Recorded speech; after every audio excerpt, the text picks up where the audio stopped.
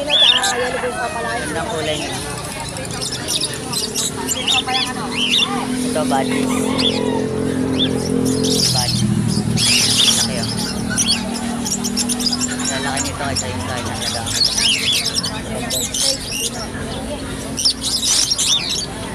Yan ang gold dyan? Ha?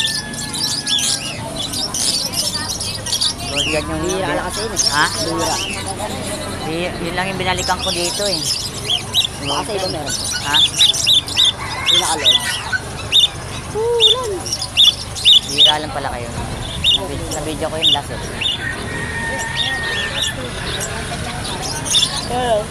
Wala na yung ano, bibilis ko.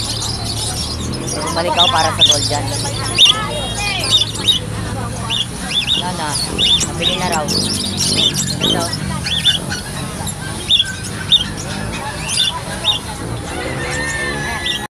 Mawahan mo siya guys, oh, may itlog na oh. Mawabagsak na yung itlog oh. Ano? Kaya kuhanin mo na. Breeder na. Pagkagan na. Breeder na eh. Oo. Wala ka ng ano, hirap eh. Nabili ko rin eh. Ano? Wawan mas lang ito. Nandyan lang oh. Mabagsak na lang itlog nila oh. Ito kasi trip ko yun. Parang hago. Pogi yan. Hago. Parang hago. Hindi ka pwedeng kumuha nito ngayon. Wala na akong cake. Isa lang dato. Ito po. Ano po, lupina po. Kano isang gabi? Isang pares na, sa kiraso. Oh. Lupina. Meron kami kagakala po, siguro lang ako sa pares. Sayang po. Wawan man sila oh. Dami. Magkano? Ha? Dami ito pang malaki. Binili ko na. Wala na ibang pares. Ito lang. Wala na yung gold dyan na, ano, na gusto ko. 700 lang. Saan?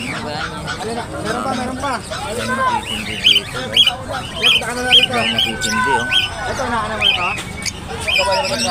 Dahil matitindi rito. Oo, pwede na. Pili natin rear. Aso. Bilang isa sa pinakamahusay na alagad ng dunggalo. Ibahin natin ang tema, mga tenga, pes mabilis na pakihanda nyo. Ganito mang trip, astig, minsan may pagkatarantado. Pag nagpaapoy ng mga balang derecho sa pagmumukha mo. Ganito talaga ako kumananang makabago na tunog. Di pilit ang mga bara na hinain, baka mabusog na nakalabog. Swak ang mga rima ko sa kada kumpasa. Kamay sa lakas, patangay ngayong kaso. Mabay ngayong kako, sanay na ako sa panay lampaso. Katay kang iniwan ang aking mga galamay.